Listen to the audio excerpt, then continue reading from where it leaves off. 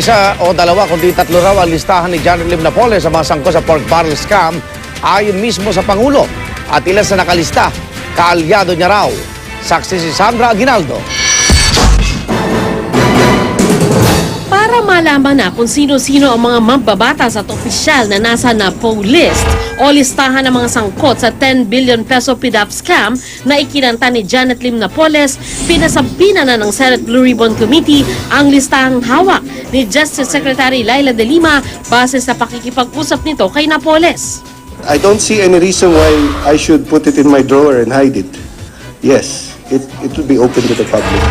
Si De Lima, wala raw magagawa kundi igalang ang utos ng Senado. Ang listahan namang hawak ni Rehabilitation Czar Ping Lacson na mula raw sa kampo ni Napoles, ipinangako raw na ibibigay sa komite, sabi ni Gingona. Sa listahan ni Lacson, dawit daw sa scam ang kalahati sa 24 na nakaupong senador, kabilang sina Juan Ponce Enrile, Jenggoy Estrada at Bong Revilla, pati siyam na dating senador. Hindi lamang yung kay Ginang Napoles, kundi kung i-add natin yung listahan ni Ben Hurloy, aabot ito ng 21. Sa 21, ang napansin ko doon, dalawa doon sa binigay sa akin sa listahan ni Ginang Napoles, wala doon sa listahan ni Ben Hurloy.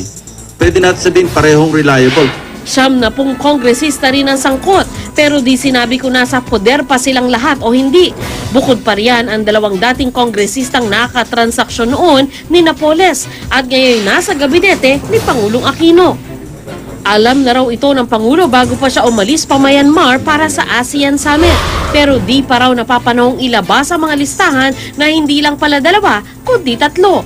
Di raw kasi tugma ang bilang ng mga pangalan sa hawak nila De Lima at Lacson.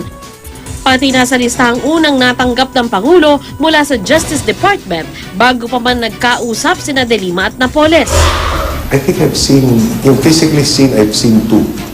And they don't agree with each other exactly. Whichever of the three lists that you saw, kung may mga allies po kayo na nakasama dun sa listahan. Very knowledge. Marami hindi. Pero alam nyo kasi parang, pag sinabi ko may discrepancy, yung number, nagpa-fluctuate eh. Di ba? Parang, hindi mo nagagawa phrase na, ano ba talaga ate? Aminado rin ng Pangulo na ilan sa mga inilista ay kaalyado niya pero di tinukoy kung sino-sino. Sabi naman ng ilang senador, I urge the President to order the DBM and the DA, the DAR, and of course to ask COA, independent body ang COA, na yung regular audit and supporting documents and then yung mga SARO and requests, ilabas na para once and for all malaman natin sino ang Napoles, sino ang nasa tunay na Napoles list. Taktika lamang ni Napoles ito para paguluhin, ika nga, paghiwa-hiwalayin yung details, ika nga, at i-distract yung attention ng publiko. sa linggo pa magpupulog sina De Lima at Lacson para ihambing ang mga hawak nilang NAPO list.